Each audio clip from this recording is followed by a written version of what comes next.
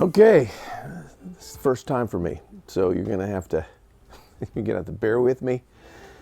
I've been thinking about this moment now for about 3 or 4 weeks, seriously 3 or 4 weeks, thinking about you collectively and individually, because that's kind of how I have to relate to doing whatever this is. We're gonna call it the experience.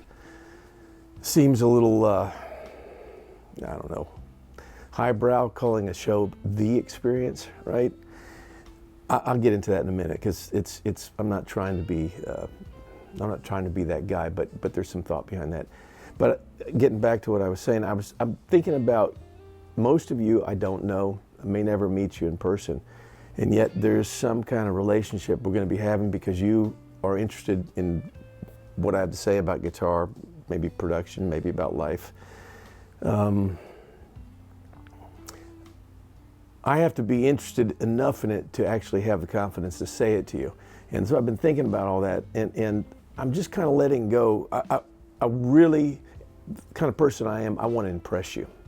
Everything about my life has been wanting to impress people with my guitar playing. Looks, take that off the table, I'm a pretty ugly looking dude. I got the woman anyway, so it doesn't matter. But I'm gonna let all that go. At least I'm gonna really give it a good go and try to let go of kind of, my need to have you like me and just bring you into my house, my experience.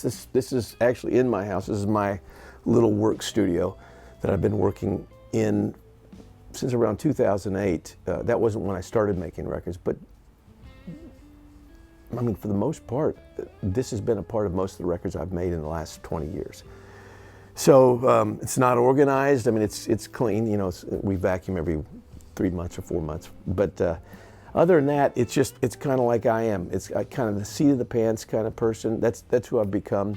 And so I'm going to talk a little bit about that, who I am now. I'll go back into what I was, in my 20s. I know there's a lot of interest in the 80s part of me playing sessions on the West Coast. Happy to talk about all that. I've talked about that on a lot of podcasts in the last several months promoting my record, which I'll try to be sensitive and not inundate you with that. But a lot of life since the 80s for me, and I'm happy to share that with you.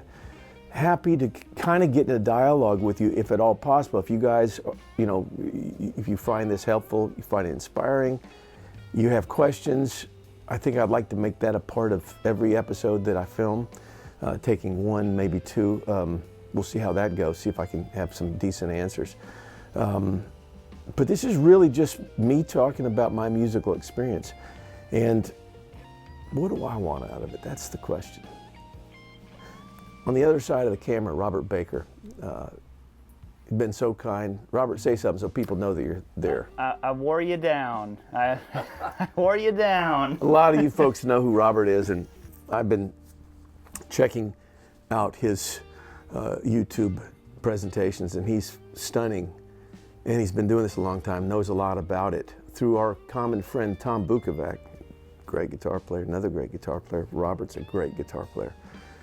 And Tom had said, meet my friend. He's a serious guy, and he cares about this. And Robert, wearing me down, Robert, you didn't, yeah, you did. You wore me down in a good way. Robert convinced me that you, people I'm talking to in the camera, which I'm going to try to get used to this. I'd rather invite every one of you out for a cup of coffee. I'm way better like that, but I guess that's not going to be in the cards right now. Robert answered all the questions I had because I didn't have any interest in doing this as early as 4 months ago. And he convinced me that this dialogue could be important. So I'm taking him at face value. He's really good at what he does. He's going to help me do this. Actually, he's doing more of this than me. So the only thing I'm doing is talking to you and I'm playing a little guitar. And anyway, so that's my intro to, it's called The Experience with Dann Huff, right? You got to be part of that. Why didn't I call it my experience? It is my experience, but we're all in this experience of music. If we love music, and to call it just mine felt presumptuous to me.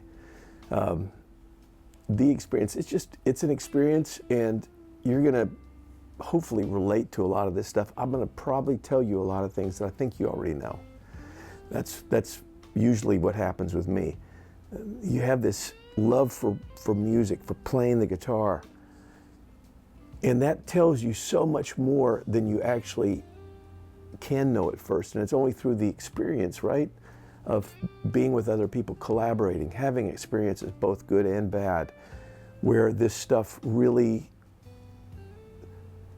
actually becomes something that you can name. It becomes tangible to where you can then kind of take a past experience, build off it, build onto the new, and grow as a musician. That's kind of what this whole thing is with me. I'm going to look back at this whole bit of my life that I've been taking for granted. I'm, if any of you have seen me on any podcast, you know that I'm in my 60s, well into my 60s, 64 to be exact, right? Full transparency. I'm a grandfather. I got 5 grandsons. I'm a father of 3 adult kids. Let's just call them adults. I've been married to Sherry since before the wheel was invented. So that's the biggest part of my life. I realized that so much of my guitar I thought of as a separate thing from my life.